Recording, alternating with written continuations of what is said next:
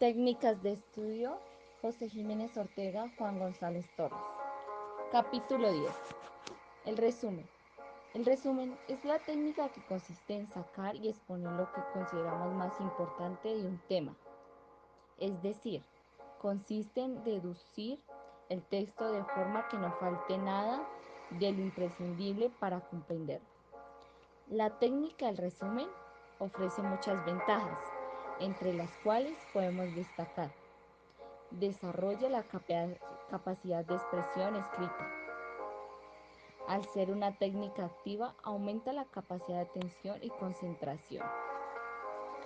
Al ser una redacción que relaciona ideas, es un buen ejercicio que te prepara para el examen. Simplifica las tareas de repaso y memorización. Refuerza la capacidad de organizar de modo lógico el material de estudio.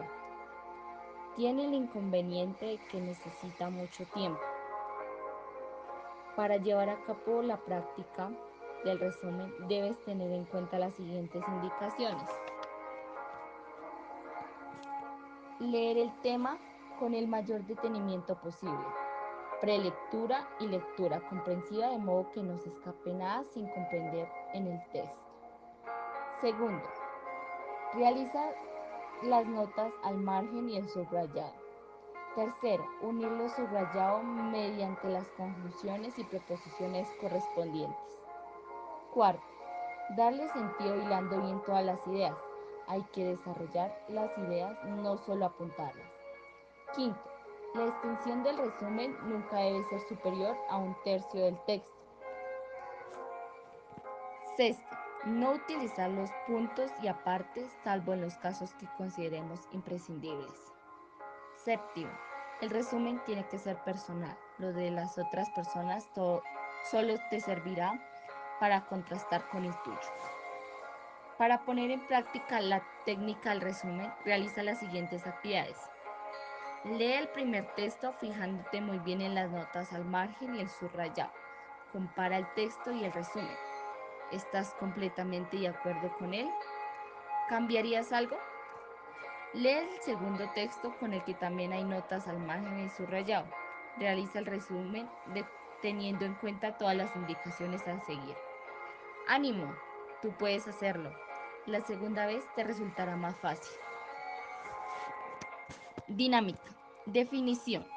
La dinámica es la parte de la mecánica que estudia las fuerzas como agentes del movimiento de los cuerpos. Ejemplo. La observación diaria nos muestra que todo móvil, el auto, la moto, el tren, no solo se mueven por sí mismos, sino mediante un motor que crea una fuerza de tracción, la cual pone el vehículo en marcha y lo mantiene. Igualmente, para detener el vehículo o pararlo, le aplicamos otra fuerza, el freno, que al actuar en sentido opuesto el movimiento lo aminora e incluso lo anula. Si vamos en canoa por el agua de un estanque, cuando queremos modificar la dirección, aplicamos una fuerza lateral. Asimismo, para comprimir un muelle tenemos que aplicar una fuerza proporcional para deformarlo. Explicación. En todos estos casos hemos hecho intervenir fuerzas que deforman los cuerpos o modifican su estado de reposo o movimiento. Concepto dinámico de fuerza. Definición. Fuerza es toda causa capaz de modificar el estado de reposo o de movimiento de un cuerpo o de producir en él una deformación. Efecto. Siempre que al aplicar una fuerza se produce un cambio de dirección del movimiento, el fenómeno suele ir acompañado de un cambio en el módulo o en la dirección o sentido de la velocidad del cuerpo, cuando no es en los tres. Propiedades. La variación de la velocidad en un intervalo de tiempo determinado es proporcional a la fuerza que se actúa sobre el cuerpo. Esto equivale a decir que para acelerar un cuerpo debemos aplicar una fuerza. Y sin las fuerzas no es posible lograr ese efecto porque los cuerpos poseen inercia, es decir, resistencia o dificultad para ser acelerados. Conclusión. Por tanto, ningún tipo de movimiento se puede producir sin la intervención de una fuerza. Al hablar de una fuerza, no solo se quiere decir siempre que se trate de una fuerza sola, pues aunque en ocasiones puede ser así, también en muchos casos interviene un conjunto de fuerzas. Pero estas fuerzas dan origen a un resultante que es lo que nosotros consideramos o denominamos fuerza neta. Principio de inercia, primera ley de Newton. Definición. Cuando no se ejerce ninguna fuerza sobre un cuerpo, este permanece en reposo, y si se mueve su movimiento es rectilíneo y uniforme. Tipos de inercia. Podemos hablar de dos tipos de inercia. Estos son la inercia de los cuerpos en reposo y la inercia de los cuerpos en movimiento. Reposo. La inercia de los cuerpos en reposo es la tendencia que presentan dichos cuerpos a permanecer en reposo. Al ponerse en marcha el autobús, los viajeros experimentan una fuerza que les lanza hacia atrás. Esto se debe a la inercia a permanecer en reposo. Movimiento. La inercia de los cuerpos en movimientos es la tendencia a seguir moviéndose con la velocidad que poseen y en el mismo sentido. Al frenar súbitamente un vehículo en movimiento, los viajeros se sienten impulsados por una fuerza hacia adelante. Segunda ley de Newton, proporcionalidad entre fuerzas y aceleraciones. Definición. Cuando un cuerpo se le somete sucesivamente a varias fuerzas constantes, adquiere unas aceleraciones que son proporcionales a estas fuerzas y a su sentido. La fuerza que se aplica en un cuerpo es igual al producto de la masa por la aceleración que le comunica. Resumen. Definimos dinámica como la parte de la mecánica que estudia las fuerzas como agentes del movimiento, las fuerzas que pueden deformar los cuerpos o modificar su estado de reposo o movimiento. Definimos fuerza desde el punto de vista dinámico como toda causa capaz de modificar el estado de reposo o de movimiento de un cuerpo o producir una deformación. Al aplicar una fuerza, produce un cambio de dirección, sentido o módulo del movimiento. La variación de la velocidad es proporcional a la fuerza que se actúa. En conclusión, ningún tipo de movimiento se puede producir sin la intervención de una fuerza. El principio de la inercia, primera ley de Newton, dice que cuando no se ejerce ninguna fuerza sobre un cuerpo, este permanece en reposo y se mueve. Su movimiento es rectilíneo y uniforme. Dos tipos de inercia, en reposo y en movimiento. La inercia de los cuerpos en reposo es la tendencia que se presentan los cuerpos a permanecer en reposo. La inercia en movimiento es la tendencia que presentan los cuerpos a seguir moviéndose con la misma velocidad y el mismo sentido.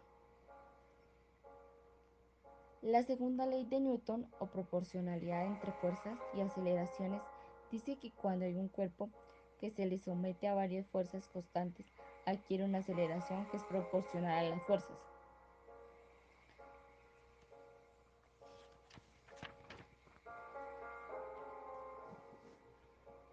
Descartes. Lee detenidamente el texto, fijándote muy bien en las notas al margen y el subrayado. Realiza después el resumen teniendo en cuenta las indicaciones dadas.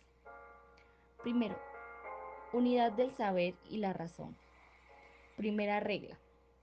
En la primera de sus reglas para la dirección del espíritu, Descartes afirma: todas las diversas ciencias no son otra cosa que la sabiduría humana, la cual permanece una e idéntica aun cuando se aplique a objetos diversos, y no recibe de ellos más distinción que la luz del sol recibe de los diversos objetos que ilumina.